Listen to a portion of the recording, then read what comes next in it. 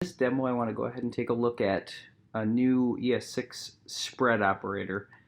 And the spread operator has some pretty specific use cases, and you can get a little bit creative with it, but I want to show you some of those specific use cases where the spread operator makes a ton of sense. So I'm starting with an empty page, and I want to go ahead and create a variable that's going to store some data. And my data is going to be an array of data. So I'll just use some dummy data, hello world, this is cool. And I want to make a copy of that data. So I'm going to have a variable called copy data equal to data. And then I'm going to just output that data. So data and copied data. Okay, this is our initial setup. And if I look at my log window, what we have is I want to actually make this a little bit bigger here. We have an array, and actually two arrays. We have our array of data and we have our array of copied data. What I want to do is show you the problem with that, and that is if I go ahead and try to modify my copied data. So I made it a variable, I should be able to modify it. So I'm going to go to my copied data, and I'm going to look at the first element, and I want to change that data, first element in the array. And I have a typo there, so I'll fix that. And the issue with that is when I make a change to my copied data, you'll notice it also affects my initial data array, and I don't want that to happen. So in the past, the way we'd handle this is our copied data, what we'd start with is we'd start with an empty array and we'd concatenate on some existing data. Okay, and that actually does solve the problem. Okay, so you'll notice now that when I concatenate to an empty array, my copied data is an actual copy. It's not a reference to the same element. So copied data and data are not two variables pointing at the same location in memory. Okay, so that does fix the problem, although there's probably a more elegant way now, and that's where we get into the spread operator.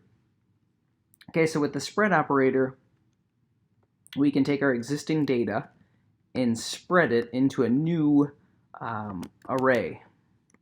Okay, so we're going to use those three dots to spread our existing data into that copied data array. So this is saved. I go ahead and refresh it, and you'll notice that it has the same effect that concat would have, except it's a little bit cleaner, a little bit more elegant. Another example of where you might want to use the spread operator is, let's say I have two arrays and I want to combine them. So I have some data, and then I'll have some more data, and this will be some other array where I say, you know, the Cubs stink. Okay, so I have some additional data, and now I want to create a new variable that's going to be that combined data.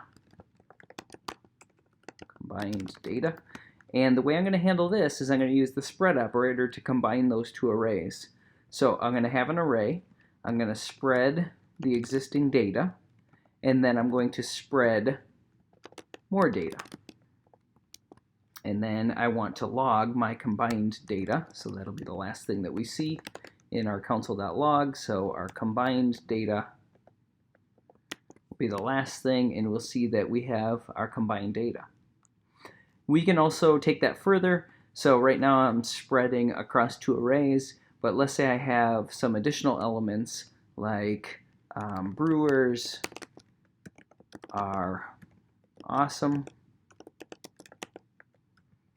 and I want to concatenate those three elements in between our existing two arrays. So now you'll notice that it's saved. I go ahead and refresh this, and you'll see that I have my existing array, which was just data. I add in the new elements, and then I spread our more data. Okay, so the spread operator really works great with arrays. Another example where the spread operator is going to come into play is, let's say I wanted to keep track of the score for all the games that a certain player's had. So Let's say I'm going to have a function definition called score results. It's going to be equal to some function definition that takes a player and then all of that player's results. Okay, so I could say result 1, result 2, result 3. I have no idea how many instances of these results, so this could be 0 to n results. So what I want to do is I want to just go ahead and create a spread variable called results. And I want that spread at the front. So this spread variable, and so I'm creating a new function definition. I'm using the modern arrow syntax. I have two variables. One is a player, and then the second variable is a spread variable that's going to take a collection of results.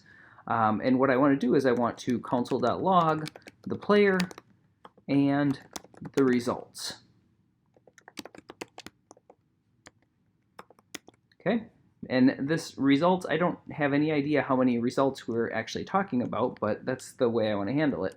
So let's invoke that function. So I'm going to call my function score results, Brian's the player, and let's assume that I have some results. So 10, 20, 30, 30, 35, 40, 45, 60. Okay, so it looks like the results are there. I don't know how many results, but it doesn't matter. And then let's say I score results again, and I use Aaron Rodgers as my player, and let's assume it's 21, 28, 12, 18, 45, 60, 19. Okay, and then I want to do one more example where I take Bill, and Bill only has one result, and then he quits.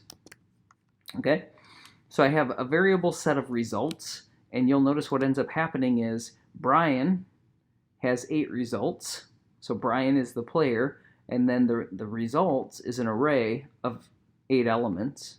Aaron Rodgers is the player, he has an array of 7 results, and then Bill's the player, he has an array of 1 result. So at position 0, he has that 1 result. So what's happening is I can pass in 0 to n results, and that spread operator is going to allow me to take those results, aggregate them all into an array that I can then do something with them. Okay, so maybe I want to use modern JavaScript syntax to say, you know, I only care about the results where the result is greater than 30. Okay, this is where we can start to get into combining. We can get into combining the spread operator with some of our modern JavaScript, where we could filter or map or reduce. So let's say I want to know the total score for each of these people.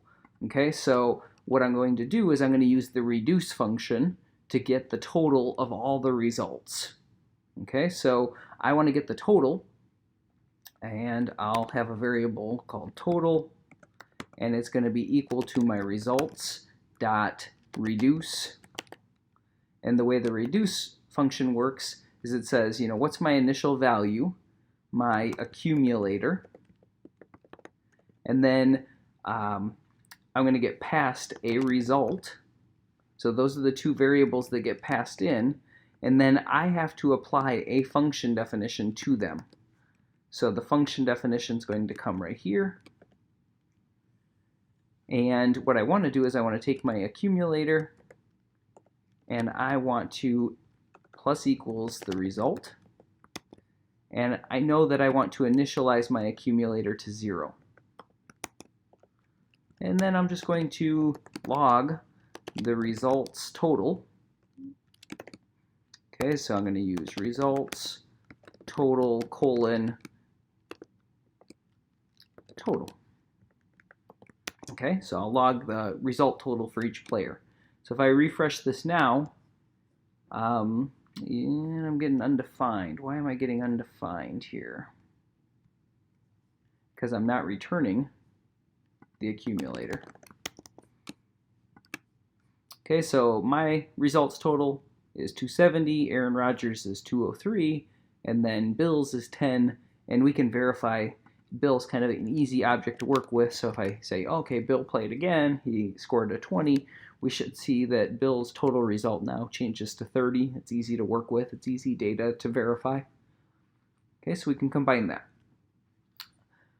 One last use case that we have for the spread operator is, let's say in my HTML body I have an unordered list. So I have an unordered list with an ID equal to teams, and then I have list items, so Brewers and Packers and Badgers and Cubs and Bears. Okay, so here's my list. It's the teams. So when I want to deal with this collection of teams, I might do something like,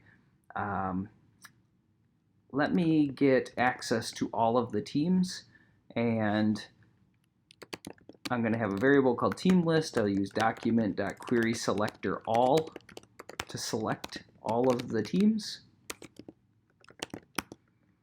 And then what I want to do is I want to do a console.log of that team list.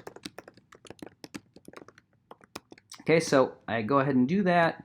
You'll see that I get this node list of teams, and the node list has all of my unordered list items, so great, that seems fine. And it doesn't have all of my items, it just has the one UL. I actually want the list items underneath it, so I'm going to change my CSS selector. So now you'll notice I have a node list of 5 elements, which are all the list items. But a node list is not iterable. And what I mean by that is I can't iterate through that collection. So that becomes problematic for the array functions that we talked about. And when I mentioned those, I'm talking about map, reduce, and filter. So one thing that we can do is that we know this node list is not iterable, meaning I can't use map, I can't use reduce, I can't use filter. And for instance, I might want to map over all of the LIs and output the text content. So I might want to do something real kind of straightforward, like taking this team list and mapping over it, and the map function being I'm going to take in a team, which is a list item. I'm going to map it to some function definition where I do a console.log of the team.text content, which will be that text inside of it. Okay, and you'll notice what happens is I get an error, map is not a function, because team list is not an array. It's not an iterable thing. It's a node list. Okay, so I want to be able to do what I'm doing. I want to be able to log out all of that text content. So here's another example of where the spread operator will work. I can take that node list with each node element, and I can spread them into an array. And by spreading them into an array, it's going to allow me to use that map function. And you'll notice now that I can iterate through and grab the content that I want. Okay, and this is a little bit deceiving because I have the team list, Brewers, Packers, Badgers, Cubs, Bears, and then Brian is the first player that we have, and we're logging that data in our score results. Okay, so these are the main use cases that we're going to have for this new spread operator, and you'll see how some of this new modern JavaScript stuff starts to work together. So when we are using this query selector all, we know that we get a node list that's not iterable, but then we can use the spread operator to make it iterable. Okay, and by making it iterable, it allows us to use these functions that we care about, like map, reduce, and filter.